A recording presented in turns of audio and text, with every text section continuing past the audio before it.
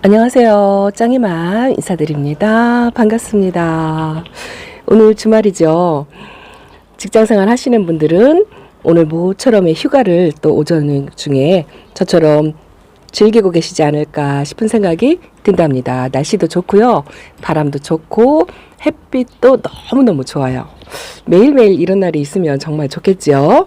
자, 오늘은 4월달 초죠. 4월 달에 들어서 관리해야 되는 법에 대해서 조금 말씀을 드릴까 한답니다. 사실은 저도 해마다 이렇게 같은 계절을 몇 번을 겪기는 하지만요. 달기가 쉬운 건 아니에요. 상당히 어렵습니다. 여전히 저도 그때그때 계절을 맞을 때마다 어려워요. 작년에 내가 무엇을 했는가 기억도 잘 안 나고 그렇습니다. 일단은요. 지금은 이제 완전히 이렇게 거리대 생활을 하시거나 옥상에 키우시는 분들도 완전 노숙을 시작을 하셨을 거예요. 뭐 지역 간의 편차는 약간 있기는 있다지만 아직도 이 덮개를 열어주지 못한다 하시는 초보맘님들 계시더라고요. 근데 4월달 들어서는 이제 완연한 봄이라고 할 수 있으니 영하로 떨어지는 날은 없을 거고요. 낮 기온이 높을수록 저녁에 기온이 떨어진다 하더라도 괜찮거든요. 그래서 이제 완전 노숙을 하셔도 괜찮을 것 같은 생각이 들어요. 그래서 덮개 열어주시고 이 창문도 밤에 완전히 개방을 해서 열어서 보내는 게 훨씬 좋다고 생각을 한답니다. 봄은 다육이를 성장을 시키는 계절이다라고 기본적으로 그렇게 공부를 했어요. 가을은 다지는 계절이고 곱게 물을 보는 계절이잖아요. 근데 봄은 대부분 성장을 시키는데 작년부터 내가 키우던 아이들은 다육이 웬만큼 그냥 성격을 이제 알거든요. 한번 경험을 하면 그 아이의 성격을 조금 알아서 물 관리라든가 뭐 햇빛 바람 관리 이런 거를 무난하게 할 수 있는 것 같아요. 그리고 저도 이 거리대에 노숙하러 나온 아이들은 대부분 작년에 노숙 생활을 했던 길이 들여졌던 아이들을 전반적으로 이렇게 내놨어요. 중간중간에 신입들을 하나씩 섞어서 내놓기는 했지만 그거는 이제 국민다육이로 성격을 조금 파악해서 그래도 웬만큼 알 수 있는 아이들을 이렇게 노숙을 먼저 시킨답니다. 그런데 저도 겁이 나는 게 한 가지가 있어요. 새로 들이는 신입들 그리고 요즘 많이 유행한다는 신품종들 있죠. 요거 오마이걸이랍니다. 그래도 이렇게 신품종이라 하더라도요. 이 모습과 형태 뭐 이런 거를 보고 감으로 키워야 하거든요. 신품종 같은 경우에는 거의 정보가 없어요. 검색을 해도 그 아이에 대해서 키우는 방법이라든가 이런 거를 알 수가 없어서 대부분 이렇게 하나를 키워보고 이거 줄리아나죠. 줄리아나를 키워보고 오마이걸이 좀 비슷하게 생겼죠. 빛깔만 틀려서. 그래서 감으로 판단을 하는 거죠. 아, 이 아이는 줄리아나하고 키우는 비슷한 방식으로 관리를 하면 괜찮겠구나. 뭐 이런 그런 감이 생기고요. 또 이렇게 키워봤던 경험이 있는 러블리 로즈 같은 경우 웃자람이 좋고 물은 좋아하지만 햇빛도 좋아하지만 웃자람이 좀 심하고 그래서 노숙을 해야 되고 이런 기본적인 성향이 좀 생겨요. 이것도 분홍용월이거든요. 이거 완전히 묵은둥인데 제가 그 묵은둥이 목대를 적심을 해가지고 작년에 새 뿌리를 받아서 이렇게 좀 어린 아이로 만들었어요. 이런 아이들은 지금 폭풍 성장을 할 때거든요. 근데 성격을 알기 때문에 관리하기가 좀 수월하죠. 바람 많이 쐬어주고 또 햇빛도 충분히 보여주어야 웃자람 없이 그렇게 자란다는 그런 기본적인 성향을 알게 되잖아요. 이것도 해리와슨이랍니다. 그래서 이렇게 적응이 된 아이들이라든가 내가 성격을 파악하고 있는 아이들 그런 아이들은 관리하기가 참 쉬워요. 제가 오늘 왜 이런 말씀을 드리냐 하면은요. 저도 최근에 신품종을 많이 드렸잖아요. 그래서 그 신품종에 대해서는 정보가 없기 때문에 그리고 모양이나 뭐 이런 것도 뭐 교배종으로 해서 요 빛깔이나 입장의 두께 뭐 이런 걸로 좀 판단을 해요. 그래서 이렇게 비슷하게 닮은 아이로 생각을 하죠. 요거는 화이트닝인데 요거 완전히 신품종이거든요. 정보가 어디에도 없어요.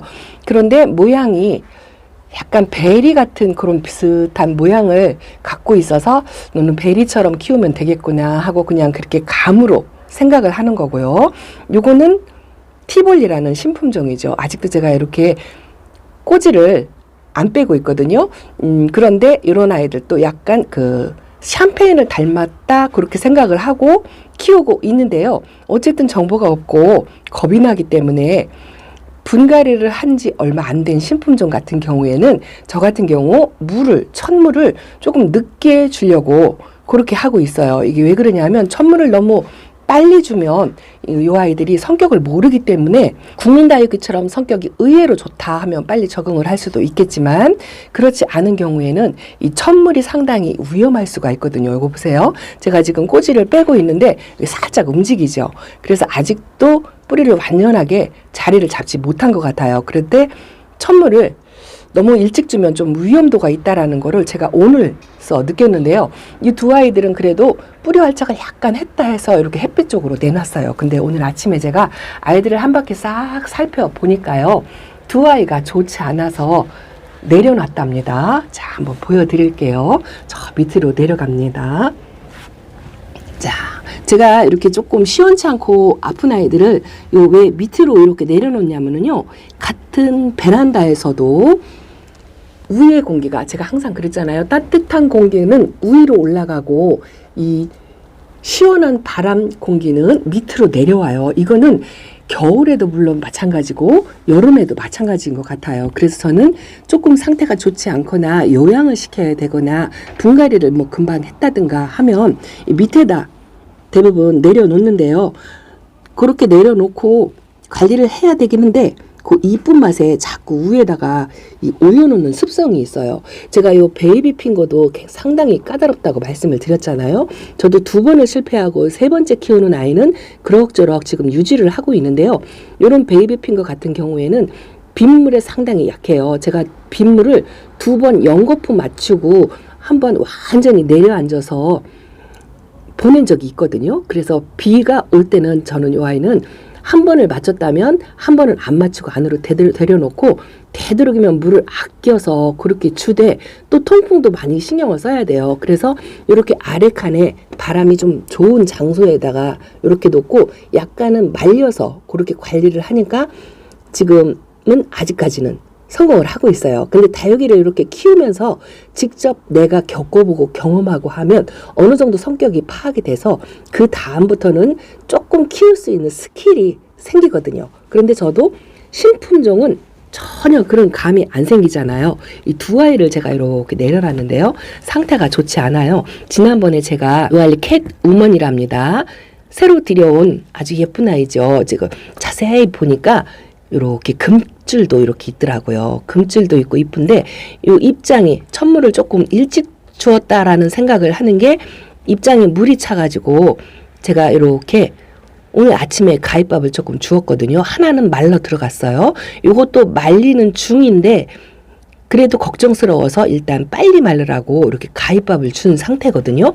요 신품종 중에서 요즘 인기 있다 해가지고 이 까망둥이들을 많이 데려오시잖아요. 저도 요번에 이 까망둥이를 한 서너 아이 데려다 놓은 아이들이 있어요. 있는데 이 까망둥이들은 저도 키워본 경험이 없기 때문에 성격을 전혀 알 수도 없고 더더구나 이렇게 신품종인 경우에는 정보도 없어요. 그래서 순전히 가물을 키워야 하는데 물을 싫어하는 것 같다라고 말씀을 드렸어요. 이 아이를 경험을 통해서 다른 까망둥이도 이제 똑같이 관리를 하려고 한답니다. 그리고 또 하나는 자 여기 지금 이 아이가 상태가 오늘 아침에 발견을 했어요.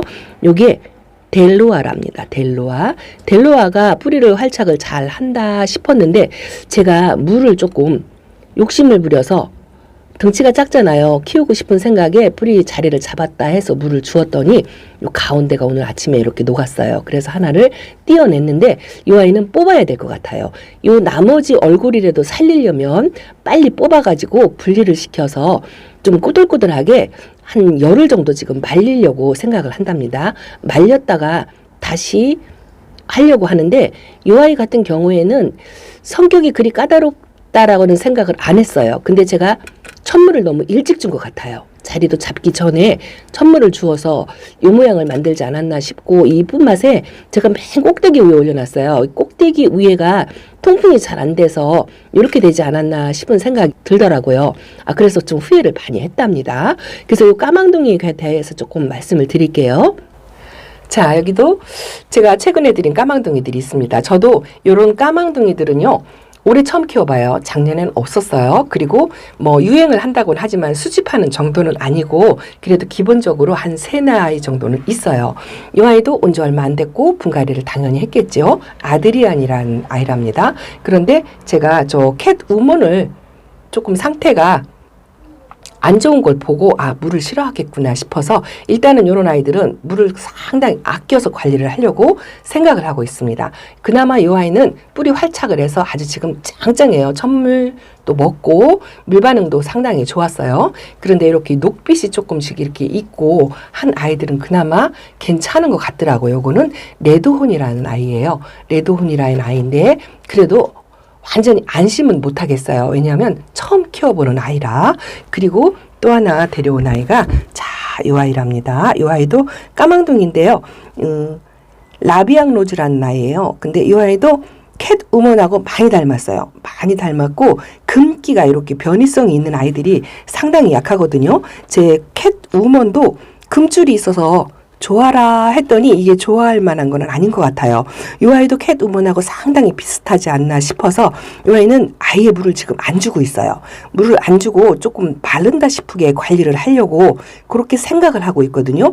요거는 저도 주관적인 생각이에요. 저는 경험이 없기 때문에 제 판단으로 키울 수밖에 없는데, 이렇게 까망둥이들은 왜 예쁜 아이들은 까칠하다 뭐 이런 그런 이론을 세워서 조금 조심해서 관리를 해야 되지 않을까 싶은 생각이 들어서 이렇게 오늘 까망둥이에 대해서 조금 말씀을 드려봤습니다.